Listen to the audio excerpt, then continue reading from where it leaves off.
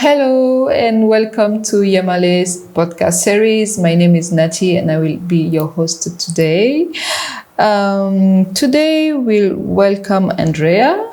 Hi, Andrea. Hi, Natty. Please, can you present yourself? Sure. I'm Andrea Capeyan, and I'm based in Lusaka, Zambia, and I'm very excited to be here with you today, Natty. Okay, so Andrea, to start the discussion, what is AfTA? Okay, well, AfTA is one of the most ambitious trade projects in the world right now, and AfTA is the African Free Trade Agreement, and it's a continental trade bloc that aims to unify all of Africa and enable imports and exports and really allow Africa to succeed on its own terms and not need to look to China, to Europe, to the United States to get its goods. Historically, Africa exports a lot of raw materials and doesn't process them. And so what happens is they lose the value of the process. And so if we can maintain all of those goods on the continent, process them, and then use them, they can be bought by other African countries. And really that'll propel economic growth for the whole continent. It really benefits everybody. And so in 2021 is when AfTA was officially implemented. And all 54 countries have signed on to the free trade agreement, which is amazing and really shows a lot of political will to get this going. And so the AfTA trade bloc represents over 1 billion people. Wow. And over $3 trillion, which is just incredible. It would be the biggest trade bloc that's ever existed, and definitely the biggest in the world currently. So that is very ambitious. So what are the challenges that are still remaining?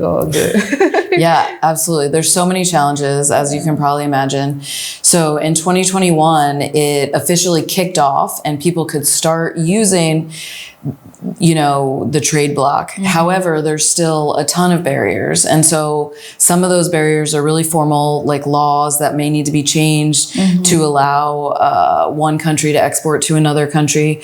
Other laws are informal barriers, which could be, a customs agent who doesn't know that he doesn't need to ask for 10 forms in order for something to cross over into the new, importing country.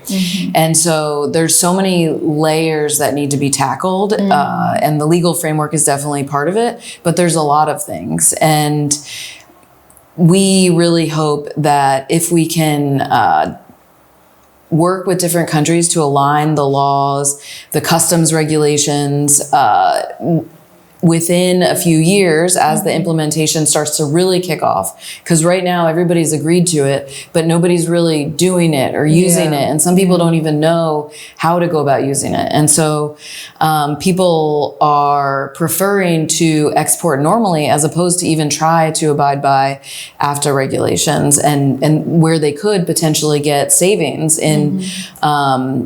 in their import and exports. And so that's something that we think could benefit everybody. So many different small businesses, individuals, and the cost that you're paying when you buy things, and then also government revenue.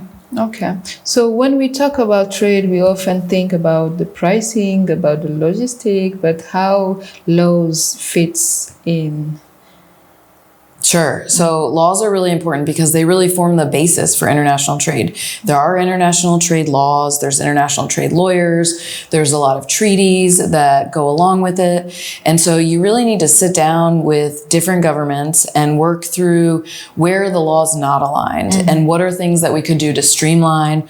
Are there double layered obligations that you're requiring for importers, and one of those layers could just be peeled away?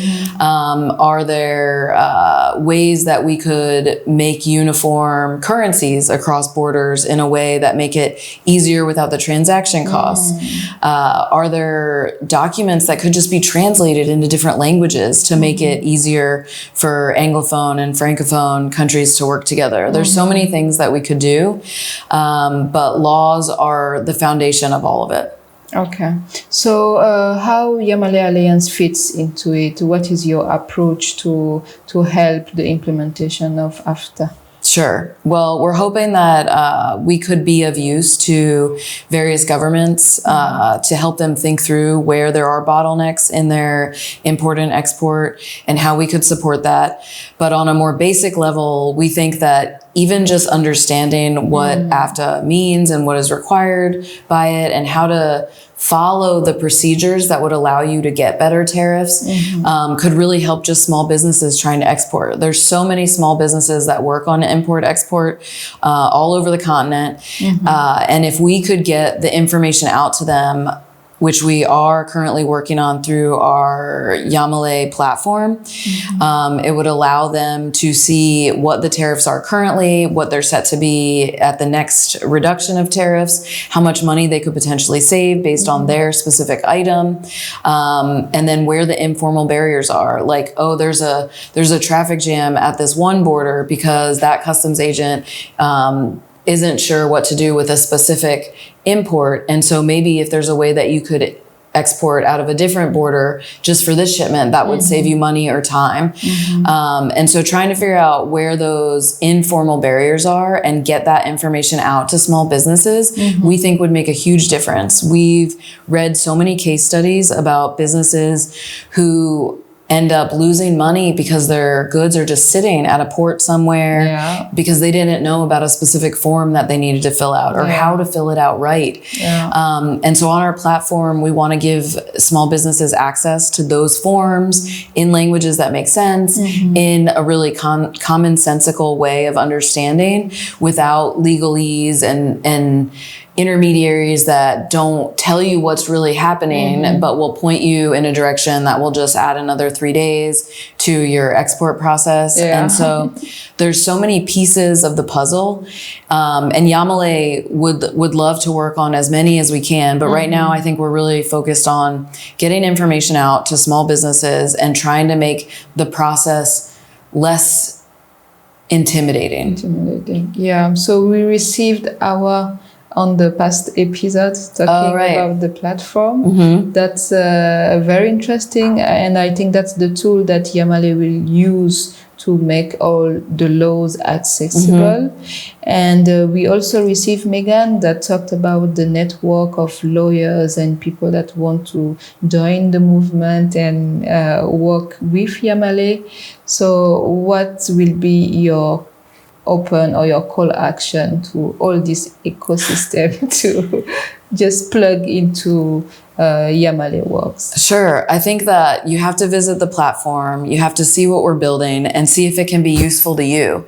We do think that there are things that you could use. And if you can think of something that we could build for you and you let us know, we would be happy to work on that for you. If you're seeing something specific in your business or in your engagement that you would like to know more about, we would love to work with you on that. We would like to create a tool that wouldn't just help you, but would help other businesses. We want to see African businesses succeed. We want to see prices on the ground go down for buyers. We want to see the prosperity across the continent and propelling businesses into the future with technology and allowing them to access information that they don't have access to or didn't have access to previously.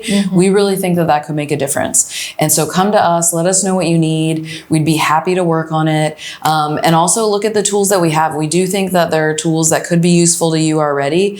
One of the things that I'd like to highlight right now is that we have just a really great contract template. So if you're an agriculturalist and you're selling some sort of agriculture goods and you're working with external buyers on the continent or off the continent, we have a template that is easy for you to fill out and say, this is what we've agreed to, this is what the price is going to be, this is how they're going to ship the goods outside of the country. And so then you have a formal document that you don't have to go to a lawyer for, that's very inexpensive, that you can use to enforce your rights. And so these are just small things that we're trying to do and small tools that we're trying to build to make it easier for everybody to do business. Okay, and there is other tools that you just launched, the legal country lead guides. Yeah, Can absolutely. you talk a little bit about that? Sure. Sure, thanks. So we have these at a glance guides, and they're really short, like 2 to 3 pages, but basically it gives you the primer on if you want to do business in this country, like Cameroon, you're like, I'm working in Ghana right now, but I think there's an opportunity in Cameroon. You can pick up this legal guide. It can give you some of the main contacts, some of the main ministries that you might need to talk to, some of the basic laws, like is it common law or is it civil law? Is it part of the OHADA system? Because if you were operating already in the OHADA system, super easy for you to move across to another country that's operating in the OHADA system. So to try and give you some of those quick tips to make strategic decisions for your own business and your expansion as you move across the continent as a business owner. Yeah. Thank you very much. So we'll share the link to those guides. Absolutely. And thank you, Natty. If this discussion resonates with you, please like, follow, and comment. And thank you. Thank you, Natty, for having me. Thank you.